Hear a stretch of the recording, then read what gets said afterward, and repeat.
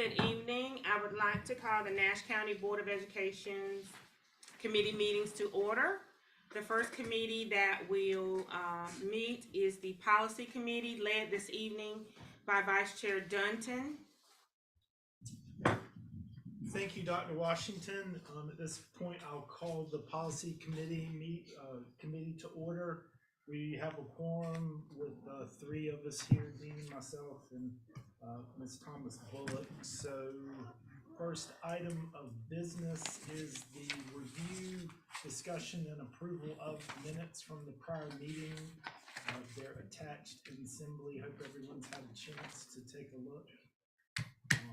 Once completed, if I can get a motion to approve. I made that motion. Thank you, Dean. Second. Ms. Thomas Bullock, any discussion on the minutes, changes, updates? Hearing none, all those in favor vote by the sign of aye. Aye. Any opposed? Vote by the sign no. Motion carries. The next item on the agenda, I'll ask Mr. Weber if he'll come forward and walk us through.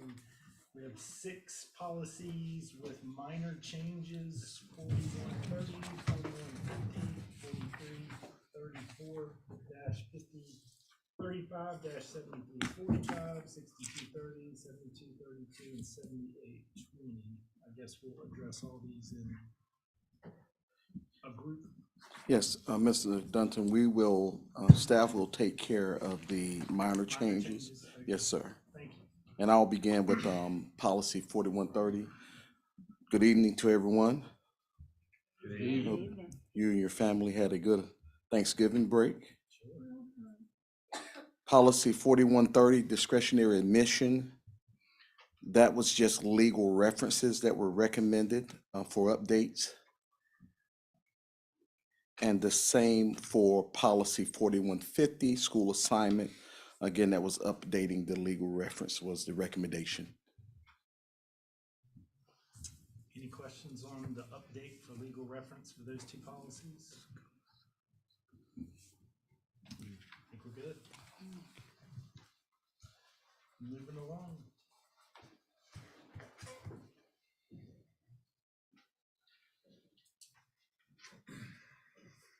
Good evening. So I will be looking at policy 4334, use of unmanned aircraft drones. And this is also an update of legal references only for this policy. Any questions, comments, clarification on that? Thank you, Ms. Thompson. I think we're good.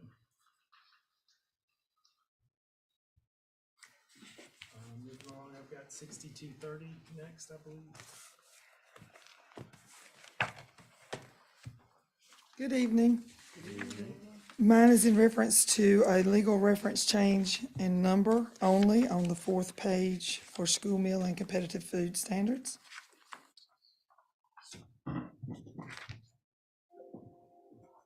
Any questions around that change in legal reference? I think we're good. Thank you. Thank you. 7232. Discrimination and harassment. Good evening, everyone. Good evening. Policy 7232, there are legal references that must be updated, and it does go into effect on December 1st. And it primarily speaks about misconduct and how it should be reported to the state board within a number of days. Also, child physical injury, and that speaks to it is considered a physical injury other than an accident or self-defense. So a little bit more there than just our, I guess, closing legal references in the prior. Wait, ones. I think I just made a mistake. That is policy 4040-7310. 7232, discrimination and harassment in the workplace. That's only legal references changes. Okay. I apologize for that. Any questions around those changes? Thank you, Ms. Wallace. Okay, 7820. 7820 was the next one I had. 7820, it does remove section 4 and 5 from the previous policy, and it does update legal references.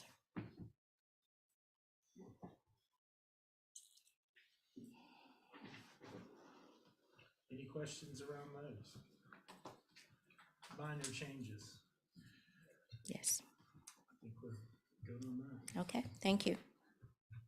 So for those 6 policies, 5 of which were solely changes to legal reference. The last one, 7820, there was some removal of information along with changes in legal reference. Any questions before we call for a vote to accept those or to recommend those to the board?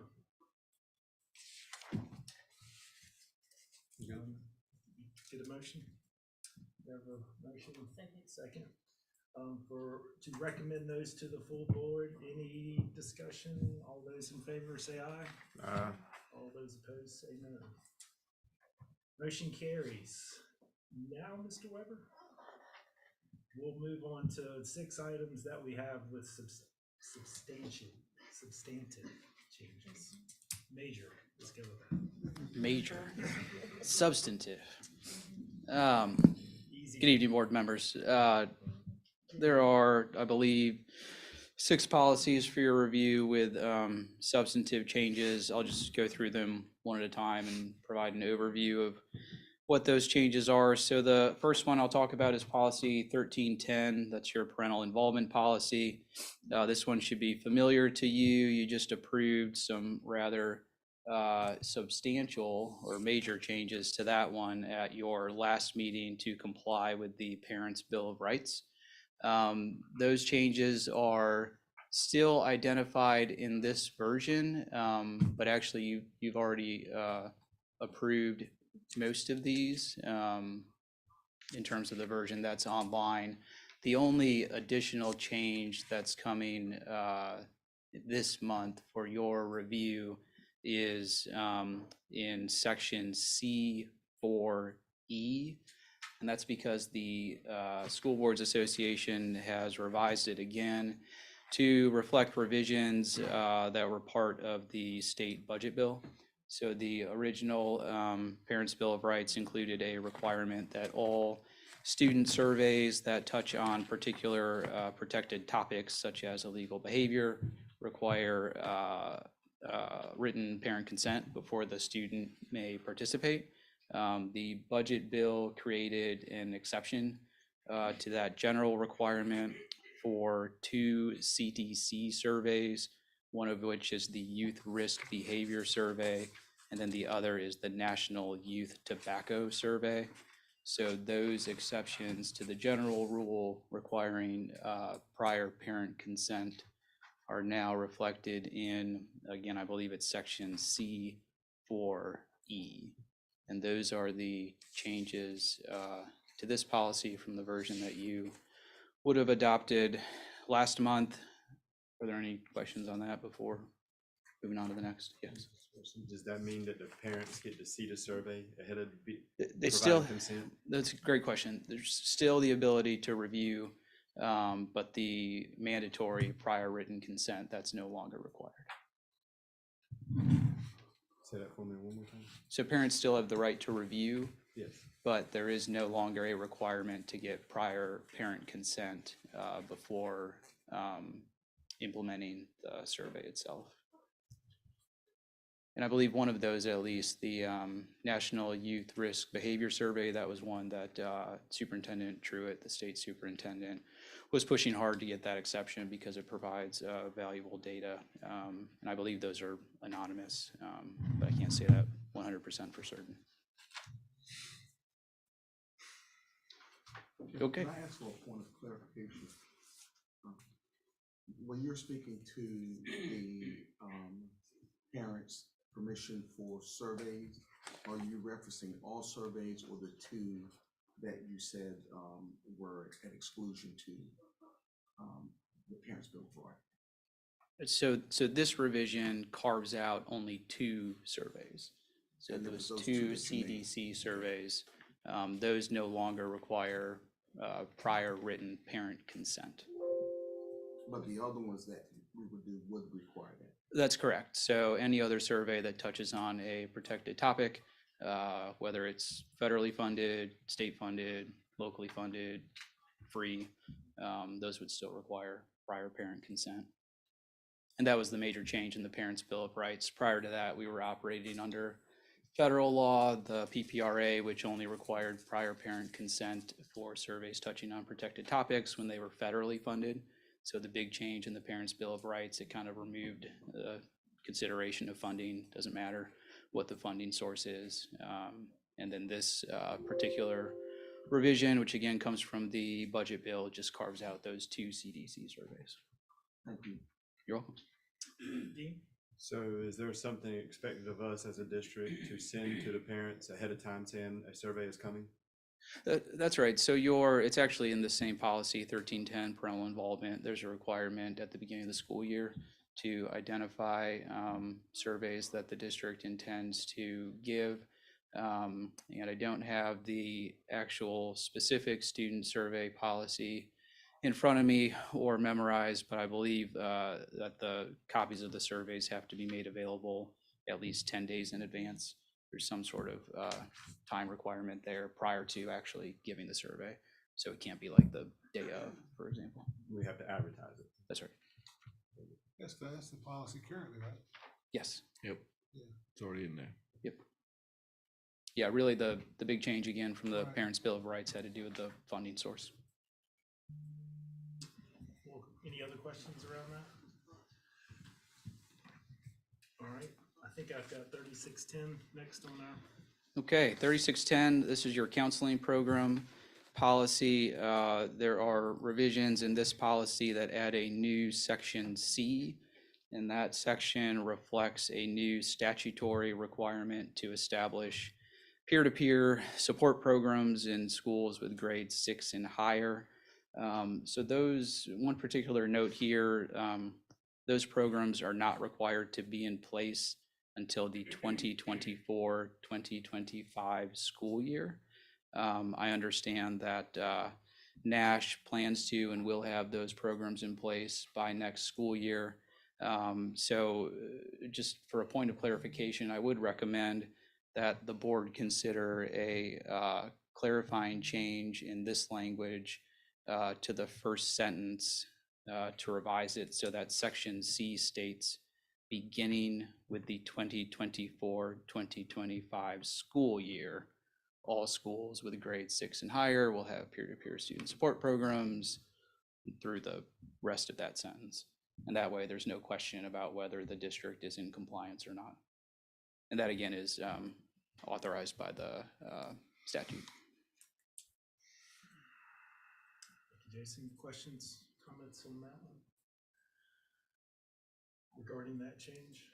And that's it? Just. That's it. All right, next one I had was 4040.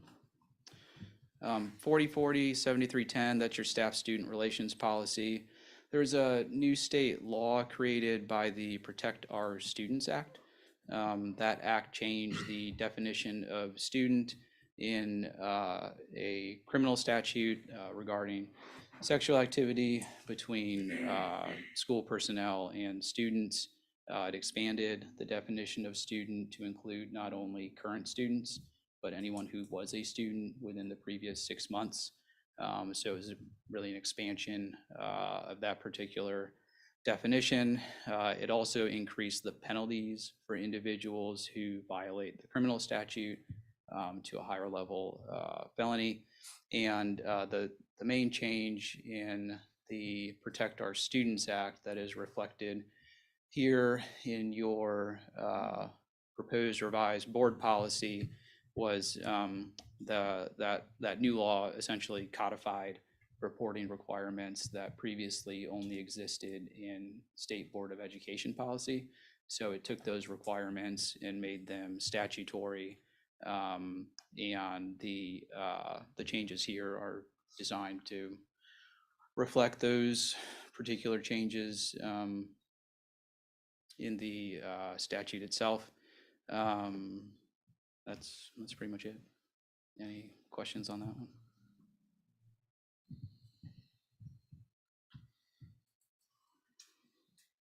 we're all right, everybody good? Okay. One Right. second, yes, sir. On page 3, section 2, where they're reporting by students, you striked out that discriminatory harassments and bullying complaints procedures.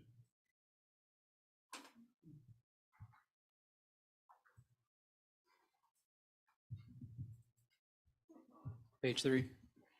3 of 5, bottom of the page, 3 of 5, latter part of section 2.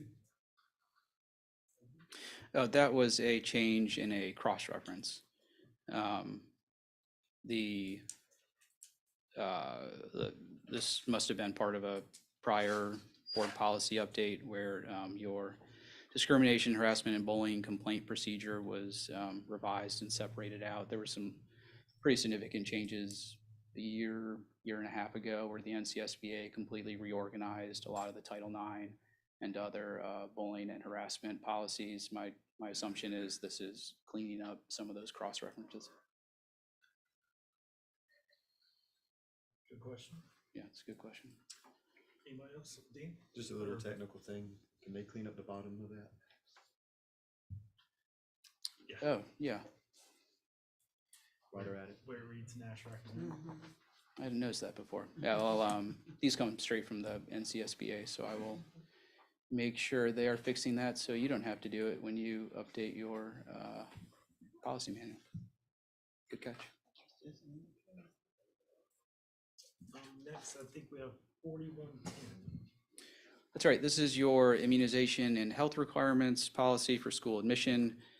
This change simply removes a reference to the Governor's Commission on Early Childhood Vision Care because that commission doesn't exist anymore. Seems simple enough. Seems- Any questions on that? That could probably be in the technical updates section. Yeah. 4240, 7312. 4240, 7312, child abuse related threats to child safety. That was also updated to reflect the new legal requirements in the Protect Our Students Act, which I already talked about in the counseling program policy. That was the one where the General Assembly codified a existing state policy. Questions, comments, concerns on that one before we move on? I have the last one as 4342 in this section. And that is your student searches policy. This was also modified to reflect another new state law that was created as part of the budget bill. That law established certain requirements and a legal standard for the methods that are used to search students. The standard as revised is that the methods must be narrowly tailored to be minimally intrusive. That's a legal standard. Obviously, it depends on the specific facts and circumstances of any particular search. This policy also has a revision that requires that school staff conducting searches be of the same sex as the student. That was also part of this change or of this new statute. Any questions around student searches? And the changes to policy?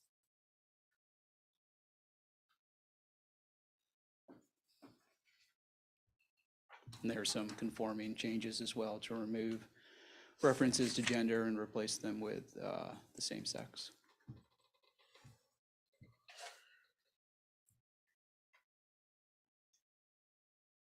All right, so we've had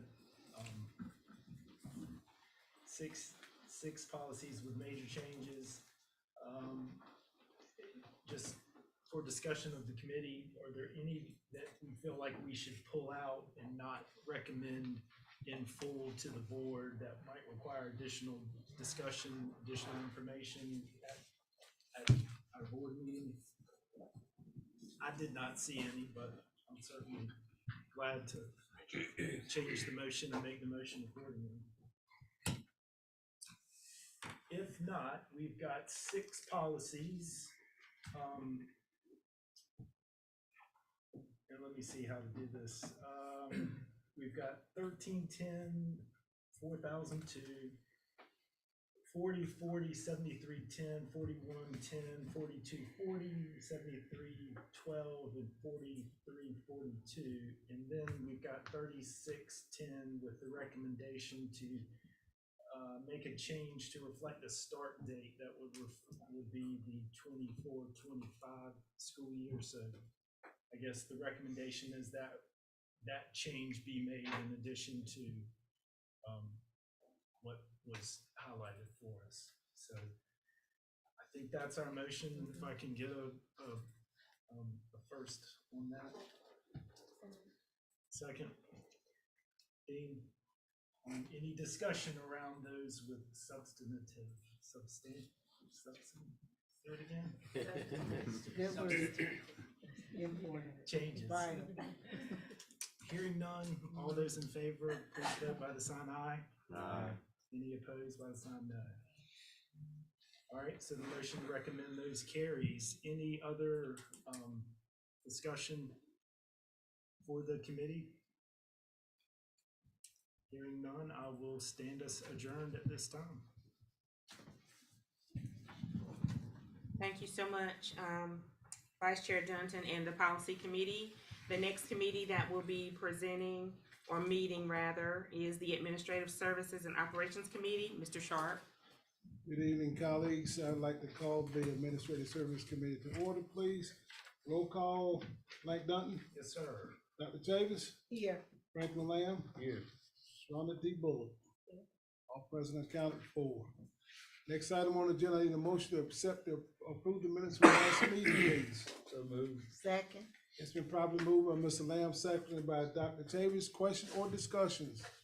Hearing none, minutes are approved. Next item on the agenda is the Miss Angie Miller. No, we're not talking about football today. I know Ricky probably would be.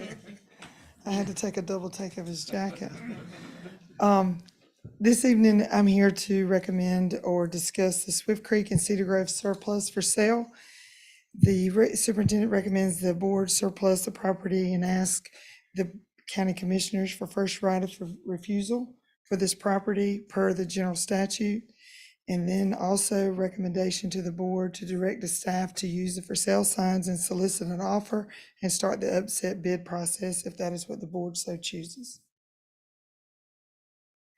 I need a motion, please. So moved.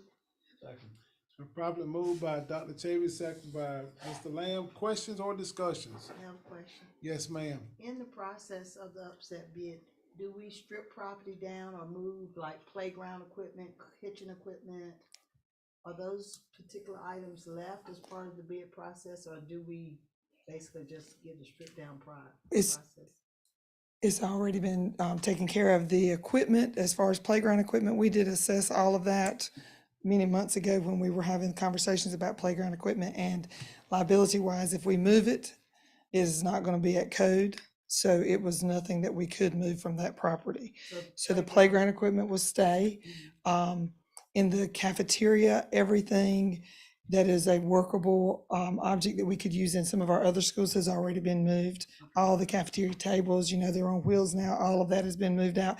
All of the school, I'm going to share a little bit with you. Both of the properties we have actually, our maintenance and operation team has gone through, and what was left there has been put in different sections by supplies. So our administration will get the opportunity to come and see what is there to put in our schools now at this point, without us having to purchase new products.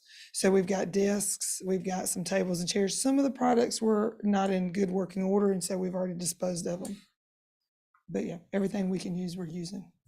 Yes, ma'am. Mike, that's your hand.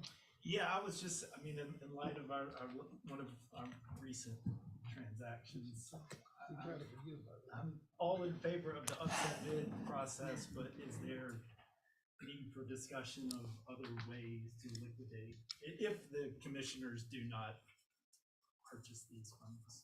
That is what typically we have always done. Right. And we have had good success since that one issue. Braswell went on the board docket after that and was a seamless process. I don't think we need to change our routine just because of one.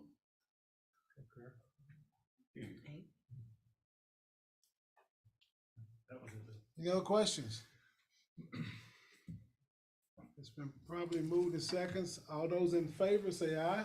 Aye. Any opposition? Unanimous. Thank you, ma'am. Thank you. Next item on the agenda is the audit information. Ms. Saunders, Good evening, Board good evening. Chair and all board members in attendance. I'm just standing up here just a second so I can introduce Mr. Dale Smith, who is going to present the audit for you all to take to the upcoming board meeting. You know, Mr. Smith needs no introduction. He's been here for the last 12 years, I think. All right. Okay. All right, good evening, board members. Dr. Ellis, good to see y'all again. Hope all of you are doing well, and you should have a bound copy of the audit report, and hopefully you received an electronic copy as well and have had time to look over it. What I plan to do this evening is just go over a few pages that I think are going to be of the most importance to you all in overseeing the finances of the district. The report is pretty much in the same format as it has been the past several years. No major changes to the way the statements look. The report covers two main areas. There's a financial section that covers the first 60 pages of the report, followed by a compliance section starting on page 61. And there's 4 audit opinion letters that we issue that relate to these 2 audit sections. And we'll go over those 4 letters as I go through the report. We'll start out by discussing pages 1 through 3 of the report, which is the financial statement opinion letter. And that report is a clean, unmodified opinion, which is exactly what you want to receive. And that simply means that we feel that the numbers presented in the report are reliable and free from any sort of material misstatement or errors. If you would, let's turn over to page 13 and we'll look at the general fund and talk about the fund balance in the general fund as of June 30th.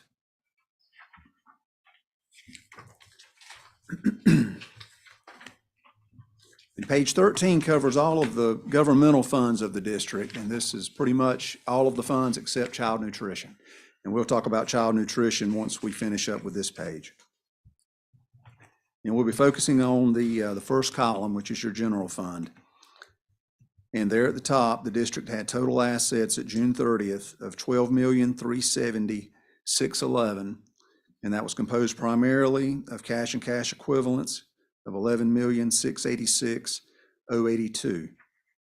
And there in the middle, the district had liabilities of $865,092. And your assets minus liabilities gives you the district's fund balance at June 30th, which is that next to last number in that first column of $11,505,519. And this amount represents an increase of about $1.4 million over the amount of fund balance that was reported at June 30th, 2022. Now in the 2022 year, so when I was here a year ago, your fund balance for that year had increased by about $4.4 million.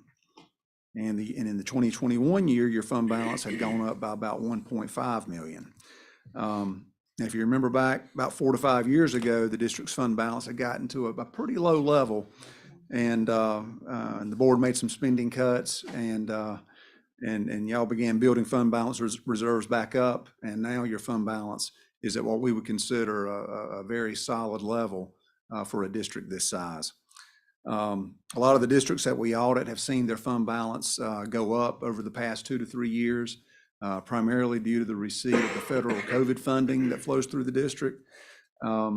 With that COVID funding set to expire here in the next year or so, we feel like it's been a very wise budgeting strategy to try to build up those fund balance reserves these past 2 to 3 years in anticipation of this funding cliff that the district will encounter moving into the next budget season, especially given all the inflationary pressures that the board is having to deal with rising healthcare rates, retirement rates, fuel, and those kind of things, and utilities. So again, overall, the district's fund balance is at a very good level right now for a district this size. Any questions on the general fund before we move on? Okay, let's look at page 60 and we'll talk about the child nutrition program.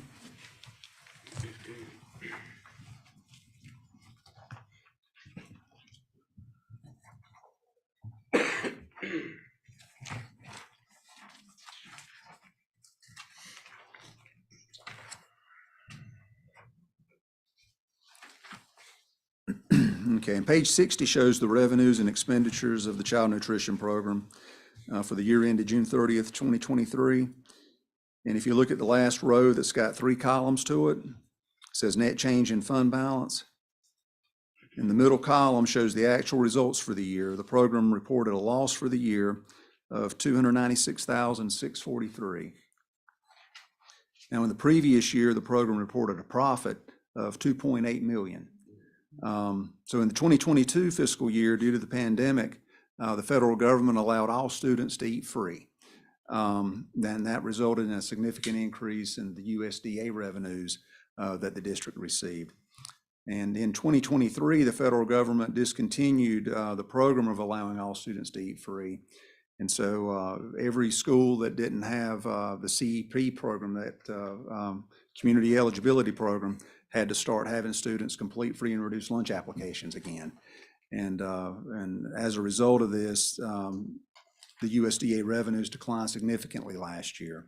I think they went down, they were right at 6.9 million last year, whereas the year before that, they were 8.8 million. So a drop of about 1.9 million in USDA revenues last year.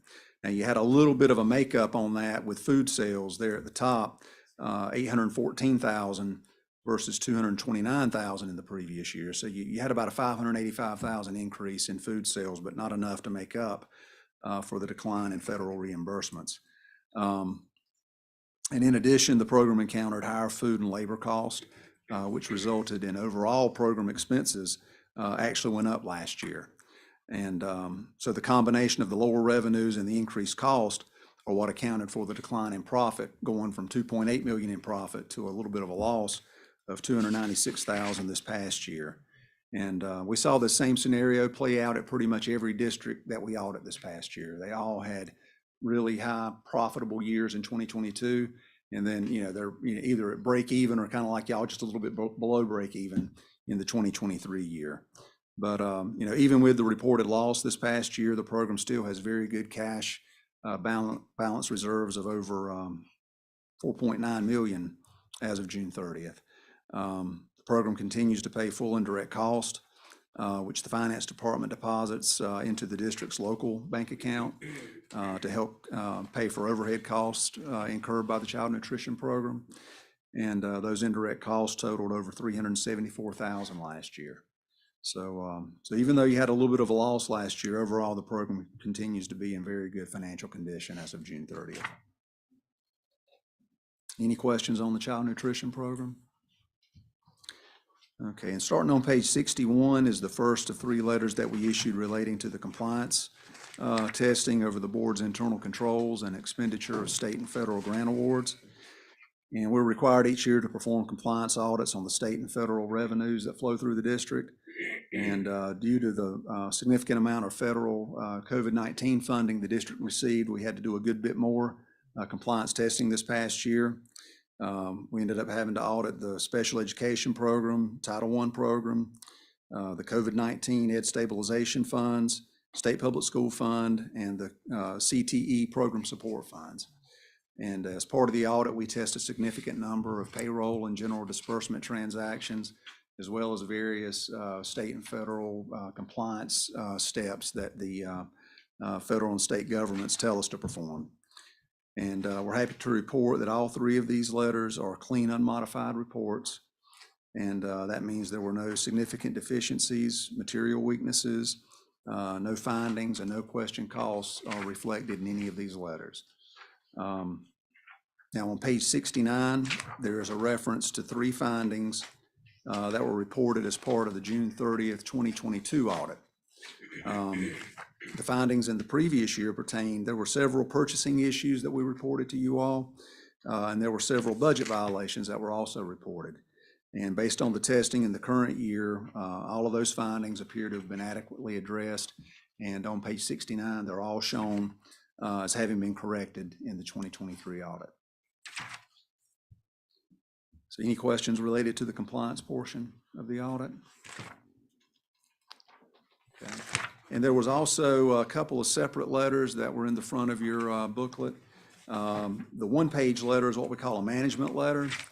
And it covered a less significant area that we noted where we felt like controls and procedures could be improved on.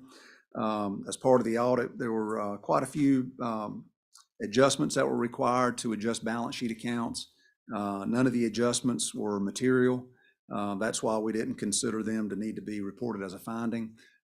We've discussed these with the finance staff, and it's our understanding that steps and controls and procedures have been put in place to address these items so that, there won't be as many adjustments as part of next year's audit. But again, none of the adjustments that had to be made were of a material nature. And you also received a separate 3-page letter as well, and we call that a required communications letter. And that letter basically has boilerplate language and discusses that there were no difficulties or disagreements encountered in dealing with management. There were no uncorrected misstatements in the audit, and that there were no significant reportable issues noted during the audit. It does make reference to the separate 1-page letter, but again, we don't consider that to be a significant reportable item. That was pretty much all I'd planned to cover out of the report. Was there anything in particular that I didn't touch on that someone wanted to discuss? Any questions?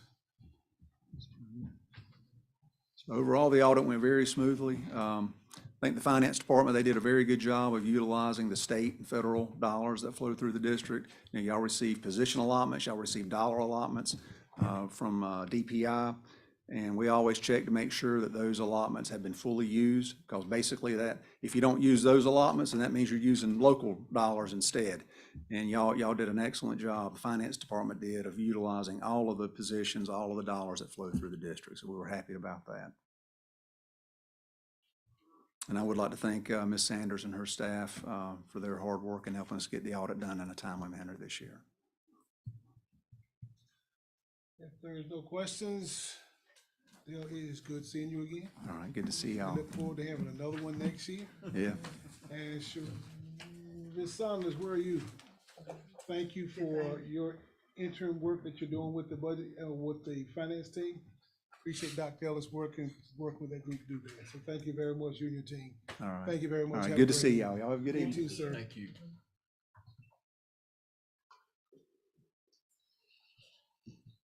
Next item on the agenda is for informational purposes only. The next item is the merger update. Dr. Steve Ellis. I wanted Mr. Ward and Dr. Farrer to come up here today, and the next phase of this demerger plan is really the transfer process of students with legacy students, and Mr. Ward, presented a PowerPoint probably last Tuesday, if I'm correct. That's correct. Starting that process, there's probably gonna be 2 or 3 more of those meetings. As far as any information from DPI, they're going to meet with Cabinet of Edgecombe and Nash, possibly in another week, to discuss the fair market value and some of the federal information that we had. So we'll have that meeting shortly. But we're in the transfer piece right now, so I wanted Dr. Farrer to kind of explain that to you. So, Mr. McQueen, if you can go for one more and then one more. And so we'll start here, as Dr. Ellis previously stated, on November 21st, which was the last Tuesday, we had a community meeting at Fairview Elementary School from 5:30 to 6:30 p.m. We had a whopping 6 people physically present.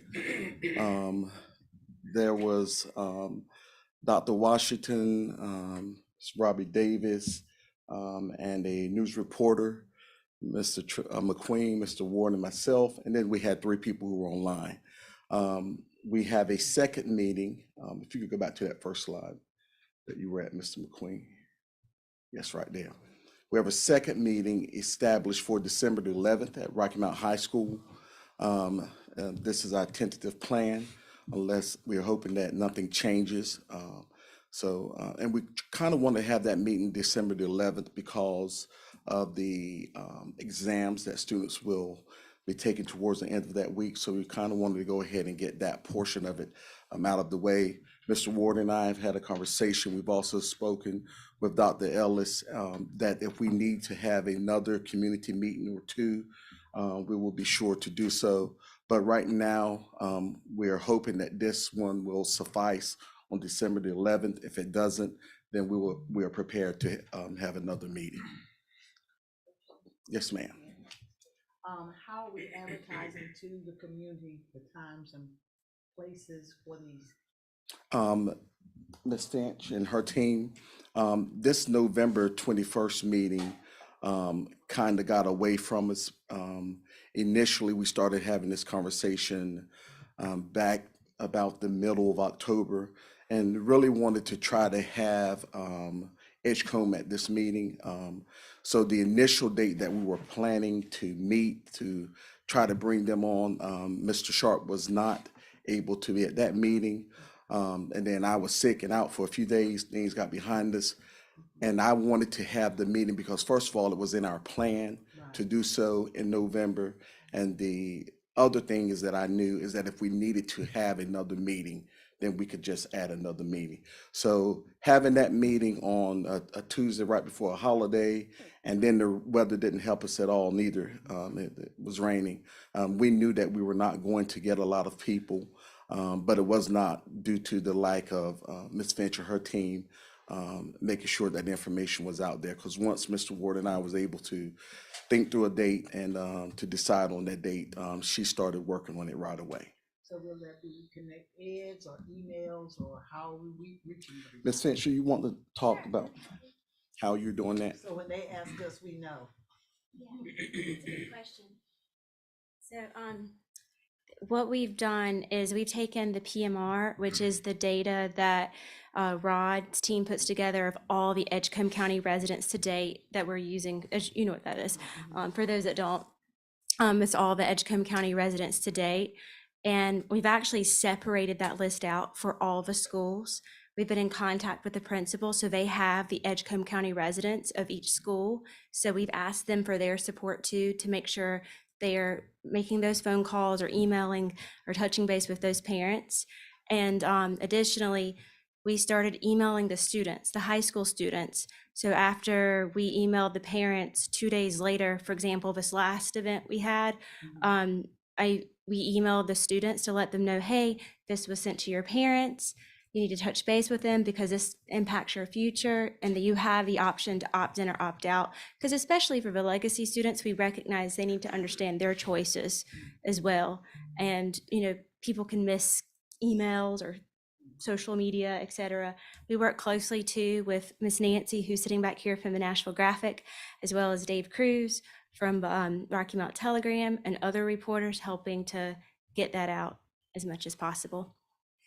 So we do what Connect Ed? Yes, and we call that our our mass communication. Yeah, so yes, we send out alerts, we send out phone calls, but also we recognize too that not everyone has a cell phone number that stays consistent, and that can be an issue with some of the schools that we have. So that's why it's important for the parents to send, the teachers and the schools to send stuff home to those students, because that's the old method that I did when we were coming up, and that helps out too as well. Well, thank you so much. Absolutely. For sharing that, because that one parent that will say, I didn't know, I didn't hear, they didn't tell me.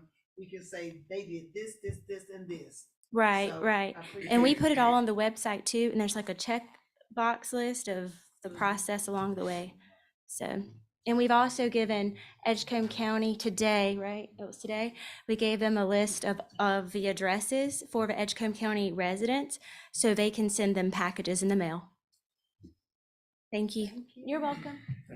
I will say this, on your behalf, communication side, it doesn't matter how much communication you get out there, they're gonna, at the end of the day, they said, we didn't know anything about it. And so they cannot say they didn't know. I'm waiting for a phone call. I doubt I get one, but I'm waiting for one. Well, I wanted information, so when I know I'm gonna get one, so at least I can say, no, we did this, everything she just said. No, I can assure you, Ms. Finch and her team are on it. I know they Edgecomb's doing the same thing. They're getting not a lot of participation. The other way, I'm sorry, Mr. McQueen. Do you have? Okay, thank you. So really quickly, I'm going to run through a timeline. So January 16th, 2024, we'll start the legacy students process where they can begin completing the transfer process. We're referring to that as opt-in. There's a form that we're working on that I'll show you later in the slide that the families will be able to use. It's important to understand that there's going to be information on our website for parents on how to access the digital form process to opt in. We also continue to work with Ms. Finch and her team to make sure that we're using those other modes of communication that she talked about to get information out. January 16th through March 31st, the process for legacy students who opt in to remain in Nash County Public Schools. So that simply means that they have that during that time frame, we will be processing the paperwork. March 22nd, 2024 is the deadline. That is the last day that those students can decide whether they want to opt in. And why is that important? That's important because this timeline works with our timeline for personnel allotment based on student numbers. So as HR and finance department and senior staff are preparing to have allotment meetings, we need to know the approximate number of students that's going to be in those schools because that impacts personnel. So that's why we want to make sure that we stick to this March 22nd timeline. April 9th, we will create an official roster of legacy students. So on April 9th, based on this entire process, we then will create our official roster and say, these are the students who are legacy students. Yes, ma'am. I think this is great. I'm just curious. So I know that they need to opt in. And let's say, oh, I've forgotten, I don't have, a consistent home, lots of things can happen. And they don't opt in by, let's say, March 20th. Is there a list that says, okay, these are students that we have that are checked off, and these are the students that we have not heard from, and we need to reach out? Or what's that process going to look like? Or just simply, if they don't opt in, then That's our hopes are that we do a really good job of communicating and pushing this out so that individuals are aware. But that is a great point, and one that we will take back to consider that maybe what we should add is as we're going along, looking at individuals who are not responding and make sure that we make more of an effort to reach out to them. and again, it's just like what Mr. Sharp said, you always have those that'll say, oh, we didn't know. It does not mean that they don't want to opt in, and then, you've got some families with difficult Absolutely. situations that may not know. And we want to try to be as understanding as possible and work with families certainly, but we also want to make sure that we're trying to stay to our timeline, and we don't want people to think that they can accost the process neither. Yes, sir. I may have missed it. How are they going to opt in? So Is it there's digital or? There's a transfer form. It will be digital. I'm going to speak to that in about 2 to 3 slides, okay? So students who are first-time rising ninth graders and live in the same home as a sibling who is a legacy student. I'm going to ask you all to bear with me for a minute because I'm going to do some reading. Can request to opt in to remain in Nash County Public Schools by ensuring that their name is on the legacy transfer document completed for the legacy student, and that I will show you in a minute. So first-time rising ninth graders must attend the same high school that their legacy sibling is attending, except for in the case of a legacy student attending City High or the early college. The default high school in those situations will be Rocky Mountain High School. Legacy students will not have to get a release from the Edgecombe County Public Schools. Normally in our transfer process, if a student lives in another school district, they have to be released by that school district in order to attend. I've spoken with an individual in Edgecombe County. They assure me that students will not have to get a release from them. Our legacy students, they know who those students are because we're providing the information to them as well.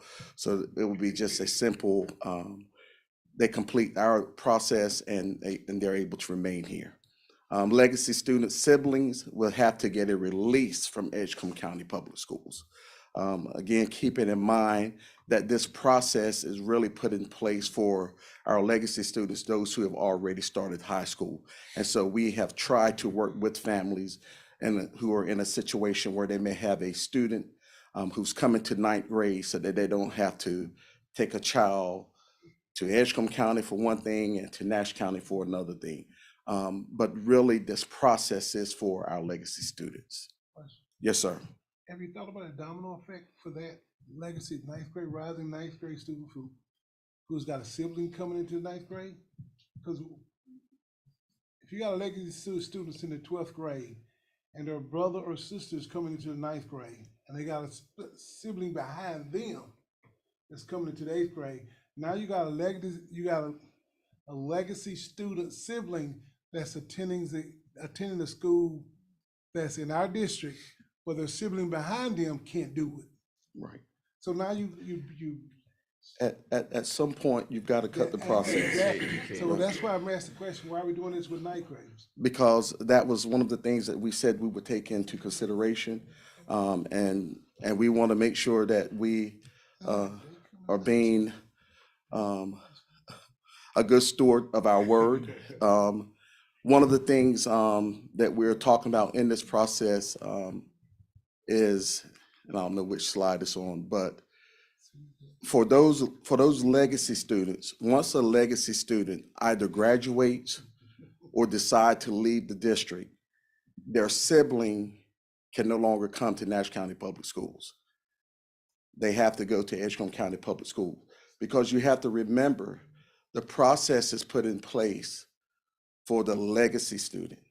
We made the concession for the rising ninth grade student to be able to attend so that parents wouldn't have to go back and forth. So But one high school, so if they have a third grader. Right, by or the time not a they third grader, get seventh there- grader. Or seventh grader, but at least you don't have a ninth grader at Rocky Mount and an 11th grader at Southwest is the idea. But what you will have is a ninth grader or 10th grader at Rocky Mount and a ninth grader who's following behind it at the community, at Edgecombe.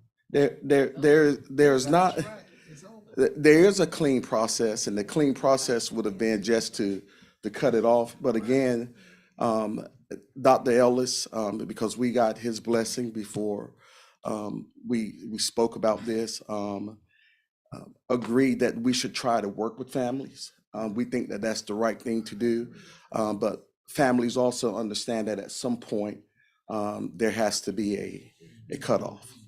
And I think that grace period is more than appropriate to give them that grace, even if the young siblings are not. But at least you have that grace period to work it out. I mean, and I have next year I'll have a child in high school, a child in middle school, a child in elementary school. And I get that those two being together, that's more of a stretch. But at least by that time they'll give them some adjustment period. Give them some grace.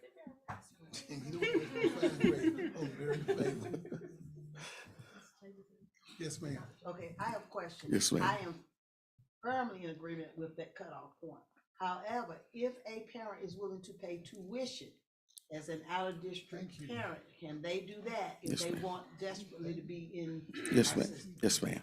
And we'll talk about that briefly in a minute as well. And the parent has to understand, like Dr. Ferris said, if I'm a ninth grader and I have a 12th grade legacy student, you're staying at Rocky Mount 1 year.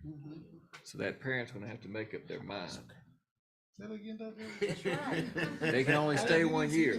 Like Dr. Ferris said, if I have a 12th grade legacy student who's in there but lives in Edgecombe, but they're 12th grade at Rocky Mount High School, and my brother is a ninth grader, if he goes to Rocky Mount, when the 12th grade legacy student graduates, that other one's out. Okay. So that was the compromise I think Dr. Ferris had a good idea to come up with, because you have to stop this somewhere, which that would be it. So the parents gonna have to make up their mind, and of course you still have the tuition piece, but. So here's our legacy student reassignment request form. Our entire transfer process is going to go digital starting in January. So for the 24-25 school year, parents who want to go through our transfer process will have to use our digital format. And we are adding the legacy student reassignment form to that. This is the form that we are currently looking at using. We're still going to do be doing some tweaks to it over the next couple of weeks or so. We're gonna get some feedback from individuals about this form, because we want to try to make sure that it is as user-friendly as possible. So the first point of information here is for the actual legacy student. And then you can see there's a list of names for first-year freshman, ninth grade sibling, the students who they may have. And again, the ninth grade sibling must live in the home with the legacy student. So this is the form that we're going to be using. Again, we're going to make some tweaks to this form over the next couple of weeks. Yes, ma'am. All right, I love the form, and I love the fact it's digital. But is any concession made for households that don't have internet or homeless kids who are living in hotels and other places and cars, that they can get some help at school to fill this out? Yes, ma'am. As we're beginning our communication with families, if someone is not able to access this form digitally, they will be able to go to the schools and work through that process, much like we have with families who are enrolling in Nash County Public Schools. If they do not have access to internet or computer, then they can go to the school and receive help at the school.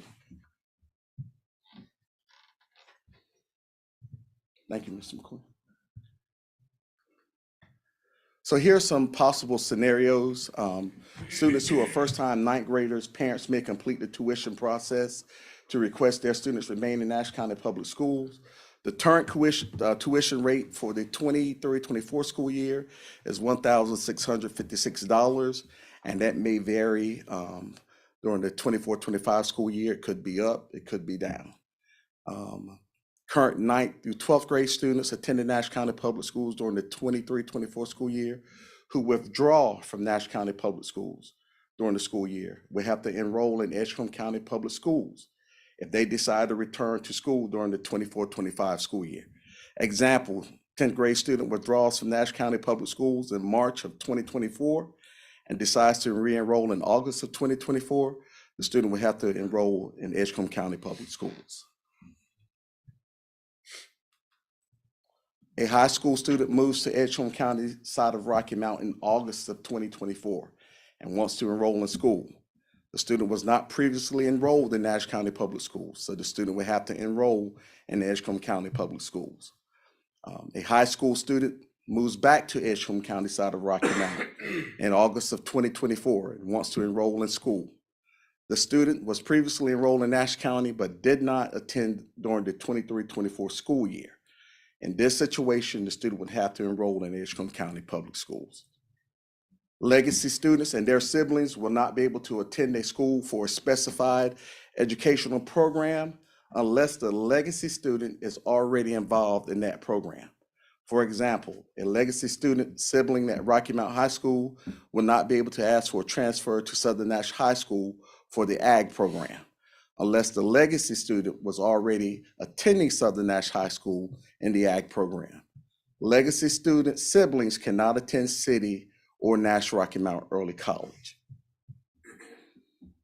Who's in charge of monitoring? Me and my department. Dr. Leon Farrell.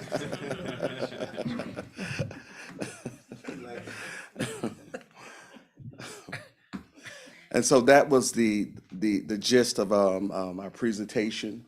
And again, this will be the presentation that we share during our meeting at Rocky Mount High School on December 11th. I just have one question. Yes, ma'am. And it's a very good presentation. I think you all covered every A to Z that could possibly happen. Is it a possibility that we as board, not just the committee, could get a copy of this? Because that way I have a reference point on my Yes, ma'am. computer if parents call. I will share it with you all. Yeah, it'll be in our report. Yeah, I know, but I don't take it. I will share it with you all. It'll be easy to find. Yes, ma'am. Thank you very well done. Any other, Dr. Perry? Yes, sir. I do think that the process will get a little bit quicker now because Edgecombe's meeting is Tuesday, I believe. Wednesday. And I think they're gonna start telling their students where they're gonna be going to high school. So once I think they start having a place that these kids will go, I think that's gonna get Dr. Farrell's group, do they want to stay to Rocky Mount or they'll go to another school. So I think that'll help. And Mr. Ward, and Ms. Finch, they have been, tremendous in this process. And Mr. Ward really being the face and leading this and working between, both of our school districts, making sure that those relationships stay close-knit. I think it's been a very solid process, and it has not been, not to my knowledge, a lot of bickering and backbiting. And I really think that's because of Mr. Ward, his personality and how he's going about this business. Agreed. All right, just a point of clarification from me, everybody else is good on this. Regarding that legacy student who's got a sibling coming into the 9th grade, when that legacy student graduate, that sibling goes back to Edgecombe in the 10th grade. Yes, sir. Okay, thank you. Any other questions? Thank you, Dr. Farrell. Thank you, sir. With that, Madam Chair, I'm gonna turn it back over to you. That adjourns our process with the Administrative Service Committee. Thank you so much, Mr. Sharp. The next committee that will be meeting is the Student Support Services and Operations Committee. Mr. Edwards. I'd like to bring the Student Support Services and Operation Committee to order. First off, we'll make roll call. Ms. Evelyn Bullock is not here. Dr. Donovan Chavis. Here. Richard Jenkins. Here. Dr. LaShonda Washington. Here. We have a quorum, so next will be the approval of the meeting minutes. Do we have a motion to approve those? Second. It's been properly moved by Mr. Jenkins and seconded by Dr. Washington for the approval of the meetings. Is there any discussion? Correction for the record. Correction. It was moved by, Mr. Jenkins. second Second by by Dr. Chavis. Chavis. Uh-huh.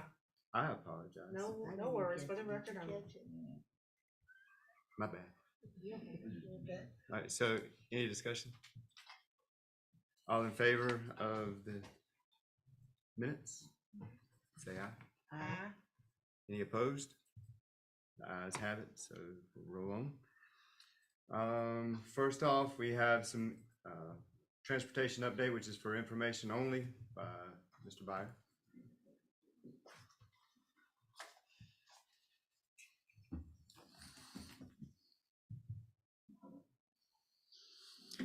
Good evening, Board. So I want to share with you some of our updates for the month of November. So number.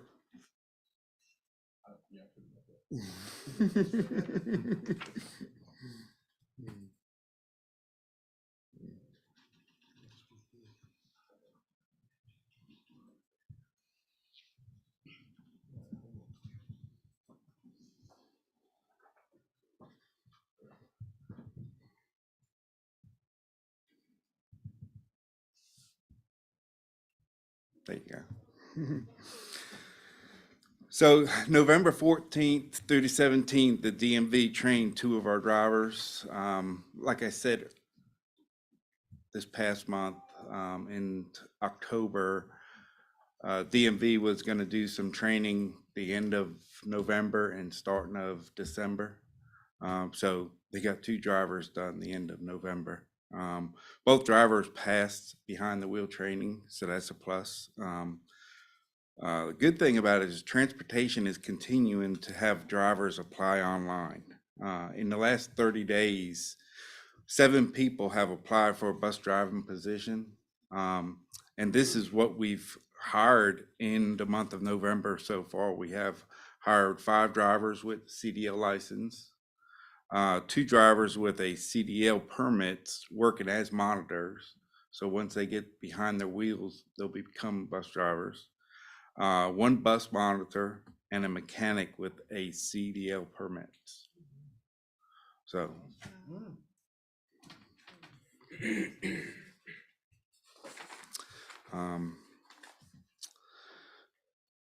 So there's currently over 7,500 students routed to the bus, according to our bus planner routing.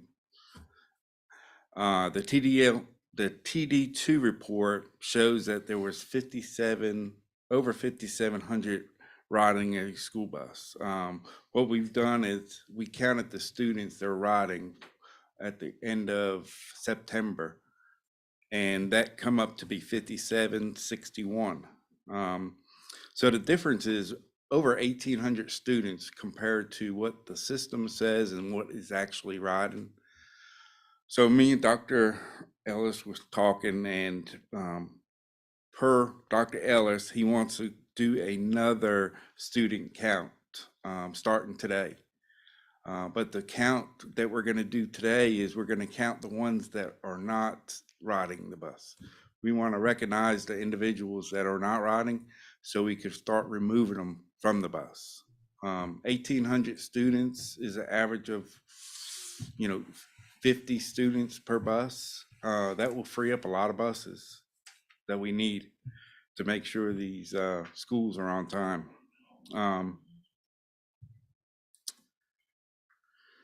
After we remove them from the buses, we're going to remove them from the PowerPoint as well.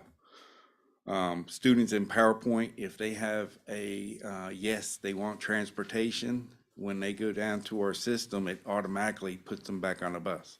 So you have to remove that before it goes through Bus Planner. So that's going to help out a lot this year. On the bottom, it says removing non-bus riders will allow more buses to become more available. This will help out the middle school students' arrival times. I know we're struggling with late buses for middle schools right now. Whoop, too much. Oh, come on, Jermaine, don't be messing me up. I'm good. So the TD report was submitted to DPI on time, November 14th or 1st.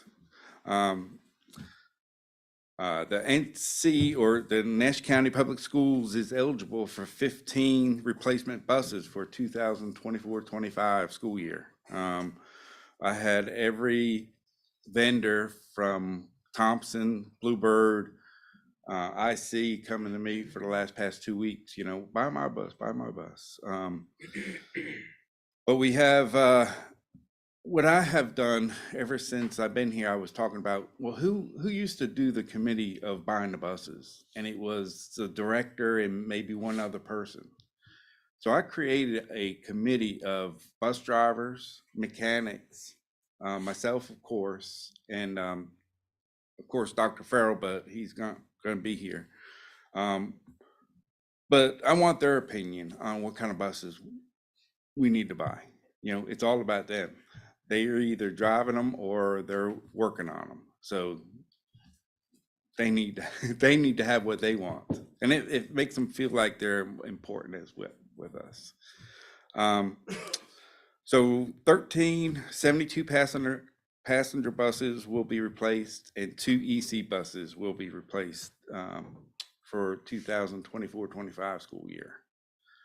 Tim's report was submitted to Kevin Hart. That was on time as well. Kevin Hart is just in charge of the routing for North Carolina. He will be helping us probably do the demerger part of moving our students around. So does anyone have any questions? Yes. Yeah. Who's in charge of buying bus other than that committee? I mean, the state doesn't say the state of North Carolina is gonna buy Thomas buses this year or Bluebird. No, they used to do that before my time. About 10 years ago, they done it. Then they were bit pretty hard on it because it was the lowest bidder. And of course, you get a lowest bidder, they're going to start cutting corners. And that's what happened. In 2011, we got like 5 buses out there right now that, in the past couple of years, we had to replace motors because it was the lowest bid. It just seems like it'd be kind of crazy to switch to Bluebird and we got $100,000 of Thomas parts in the warehouse. Mm-hmm. But our equipment is kind of conversed of Bluebirds, Thomas, and IC. So most of them are Thomas buses. And that's what I'm pushing. Myself, I'm pushing for Thomas. They're the only bus that's built in North Carolina. Everything else is built outside. And if they start showing people, then we need to abandon it. Then maybe they go to another state if they're gonna do something like that. Mhm. Any other questions? Well, thank you. Thank you. Thank you, sir. The next topic will be communities and school report for information only. Dr. Farrow.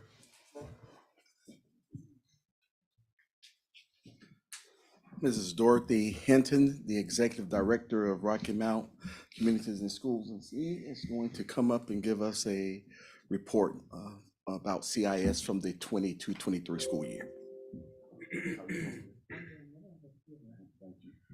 Good evening. Thank you so much for allowing me to take a few minutes of your time. I promise I won't take much. But I'd love to be able to share with you, since this partnership is, we value it.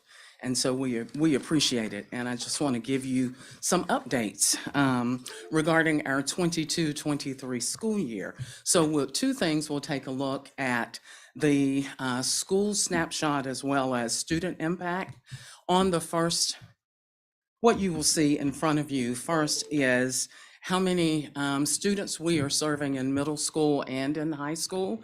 Last year, we were in 7 sites, and they are listed at the bottom of this slide, and you'll just see the saturation percentage. You also will see on this slide the areas of focus, whether it is academics, attendance, behavior, or the school climate or school culture. And so, you know, that's relates to our model, which is ABC plus P, attendance, behavior, coursework, parental involvement. There are some schools that may have more than one goal. We do have a couple of schools that do, but what happens is our school support specialist will work with the principal as well as the school support team to align the CIS support that we're providing to the school impact. To the school improvement plan. On this slide, you will see our Tier 1 supports. So those are supports provided to the whole school. And it's a pie chart on either side. But on the left, it's focused on those various supports provided by area, whether it's academic assistance, college and career prep, you know, behavior interventions, all of the things on the left. On the right, what you will see is just those resources that we provided last year as well. And the bulk of the resources provided were food supports. There were supports for hygiene as well. But this is an opportunity for our staff in the schools to touch each of the students in each of the schools and provide support, whole school supports to them as well. In the middle, you see we did a total of 47 supports last year in the 7 schools, and 252 hours were spent on that. We also were able to engage with some parents, and we touched 276 parents last year. As a result, these are our school goals that were achieved. So again, related to the school improvement plan and the school support plan, the academic goal, there was 100% reached, as well as in behavior also, and in the school culture. With school attendance, I think there was 1 or 2 schools that had an attendance goal. 67% met that goal. 33% were progressing. So they were moving towards meeting the goal. They did not quite get there, but they were making some progress. Okay. These slides are on the student impact. And so last year you will see that we served 480 students in those 7 sites. On the left-hand side are the areas, again, where we supported. You will see the bulk of the support was for academics in the 7 sites, for those case-managed students that we work with. And then on the right-hand side, so the Tier 3 supports are those high-intensity students, and the levels of support percentages that we provided for students as well were in these areas. On this slide, what you will see are some of the attributes that we collect information on when we are working with our case managed students. And so we do a needs assessment with them as well. And we take a look at, who are the students that are English language learners or adjudicated youth, or their parents have been incarcerated. So those are some of the things that we collect data on the left-hand side. If we have 10 students or less who have an attribute, it's not reported here, but what you will see, the astounding number is for us is we work with, the bulk of the students that we worked with last year were free and reduced lunch kids. And then second, there were students that had experienced a lot of, or some form of trauma. So we identified that as well. This is the student success for last year. Out of the students that had goals in attendance, 74% of those students met that goal or exceeded it. 11% were progressing towards it. We had 16% that did not. When we look at the behavior, 84% of those students who had a behavior goal met or exceeded that goal. 3% were progressing, and then we had 13% of the students that we served that we case managed. These are case managed students who did not. Socio-emotional, 100% of those students that had that as a goal met or exceeded that goal. When we look at college readiness as well as career readiness, 85 and 88% of those students met or exceeded that goal, and then 15 and 13% are working towards that goal. Questions for me? Mr. Sharp? Thank you, sir. On page 4, I think it is, your chart that shows the CS student snapshot, I'm seeing that basically 74.5%, this might go to Ms. Nancy Smith from Italian or Dr. Ellis, attendance or academic assistance. So that means you're helping those kids with their academia. Can we tie that into helping, showing us that we came out of low performance based on what CIS is helping assist us do for what you stated in this graph here? I'm sure we could easily pull those individual rosters and scores. I know you do the academic piece with GPAs and things of that nature. Yes. We could easily pull their DOGs and DOCs and show what their growth was from one year to the next. But if normally GPA is what you go by. For the high school students, for middle school, then, we are looking at EOGs. Yeah, because I think that's great, what you guys are doing, awesome with that, assisting us and helping us develop our low performance status. So thank you. Absolutely. We appreciate it. Any other questions for me? No, just thank you. You are welcome. And we look forward to the continued work in the district. Thank you. Have a good evening. Thank you. Thank you, ma'am.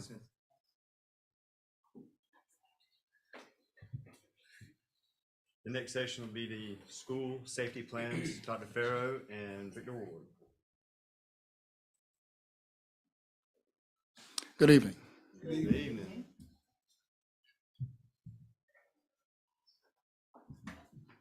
And by the way, this one is for approval, not just for information. Good evening. Again, I'm here to present the school safety plan, just to give you a brief update on where we are right now. I know I sound a little throaty, but forgive me. I'm not contagious.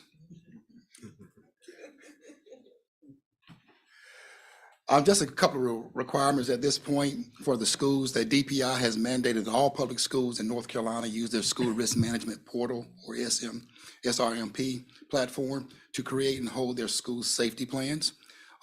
This safety plan serves as a repository for school safety plans. I'm sorry, SRMP serves as a repository for all of our safety plans. All of our safety plans have been submitted in this repository at this point. I might as well be trying to say substantive. tongue-tied. We all tongue-tied today. The other requirements are school administrators updates to update their plan and submit them for review. Our Nash County Fire Marshal and EMS office completes the review of each plan. They also give feedback and comments to all of our principals or their designee.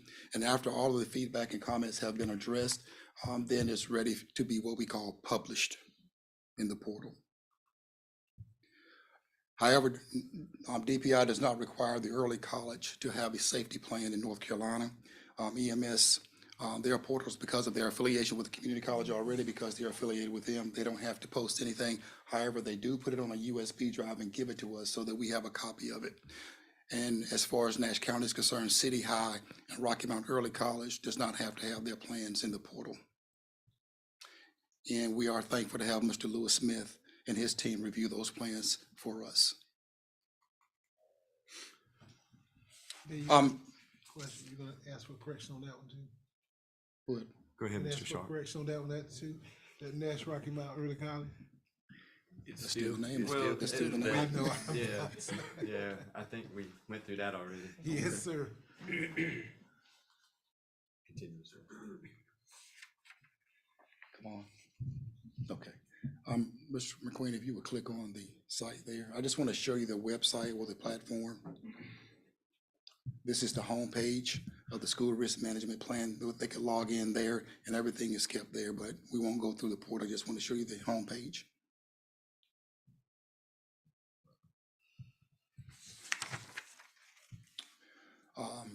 USB drives have been turned into Ms. Harvey. She has a copy of those in her office where she has the principal sign for it once they turn it in.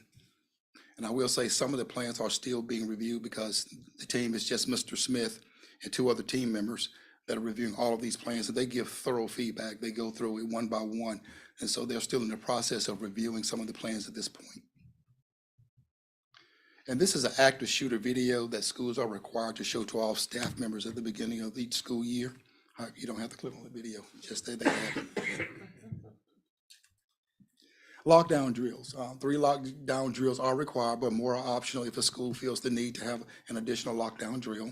Law enforcement should be present for the first or the second drill. Our schools have already had their first lockdown drill with or without law enforcement. That took place on or before September 23rd. And these are the other dates that they are required to have their lockdown drills on or before those dates.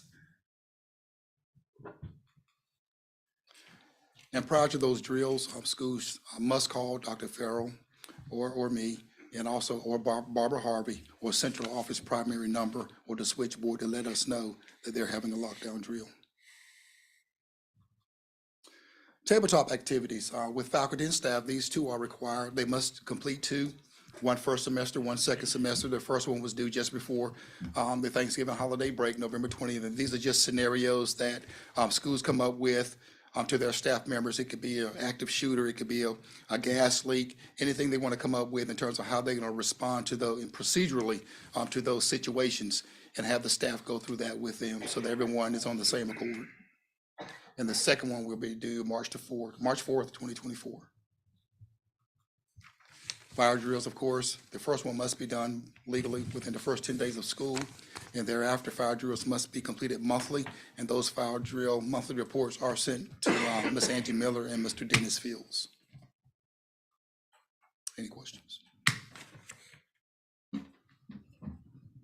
Mr. Sharp? Dr. Ellis, I know for those that attend the North Carolina State School Board Association, there was an outfit that was there that talked about security for doors. I thought they were phenomenal when they talked about security. Did we follow up with them to find out what's going on with that? Go ahead. That's going to be in our grant. Christy Grant can speak to that. She just submitted the grant, last week? What are they called? Door blocks. Locks. Blocks. Yeah. Similar to the Rhino-Wear, which you. Yeah. So that is a part of our grant that we submitted. It's in the grant that we submitted recently to fund those. Yeah, I thought they did a phenomenal job in presentation at that state conference for security, and I thought that you guys would sort of jump right on that. And we actually got information about those door locks last year, which is why we were already ahead of the game of working on that for this school year. Thank you. You're welcome. And prior to the next meeting, I will drink some honey and tea. You should. All right. I got one other question. Yes, sir. Our October meeting, we were told there's gonna be an SRO officer at Nashville. And that has not been done. I just think we need to have in our minutes why or why not. Was it the MOU or what the reason was? We need to have it in our minutes why that's not been done. There's supposed to be an SRO officer there. We were told it's gonna be Chris Jones at Nashville full-time. Yeah, it's not, so there's an SRO officer at Nashville, but he's not just serving Nashville. He's serving in Nashville and Coopers. So when we wrote the grant for elementary SROs, the grant was written for 8 elementary SROs, meaning that we would have an elementary SRO who served 2 schools. It was never written for any one SRO to serve 1 school. So we have Nashville and Coopers together, Red Oak Elementary and MB Hubbard. We have Bailey and Middlesex, thank you. And Spring Hope has an officer, but once that officer does, if he's at Spring Hope, he or she is at Spring Hope in the morning. In the afternoon, they rotate to another school that doesn't have an officer in the afternoon. And they just do that throughout the week. That person also serves as a reserve officer if another officer is out. Once they serve their time at Spring Hope, then they will go to that other school. And the same thing is done in the city. Thank you for clarifying, but I just wanted, what we were told October meeting, I knew it was different. Right. Yes, sir. Any other questions? At this time, I'd like to have a motion for approval of the school safety plan to move to the full board. So moved. We have a motion, a second. Do we have any discussion? With no discussion, all in favor, say aye. Aye. Any opposed?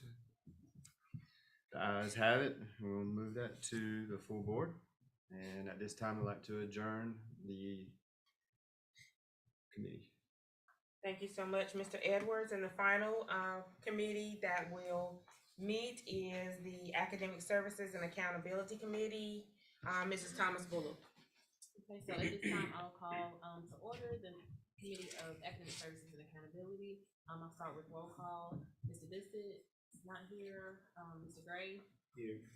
Mr. Lamb? Here. Dr. Washington? Here. And I am here. So at this time, I'll entertain a motion to approve the minutes from the October 30th meeting. So moved. Second. Okay, so it's been moved by Mr. Gray and seconded by Dr. Washington. All in favor, please say aye. Aye. Any opposed? Okay, so it is approved.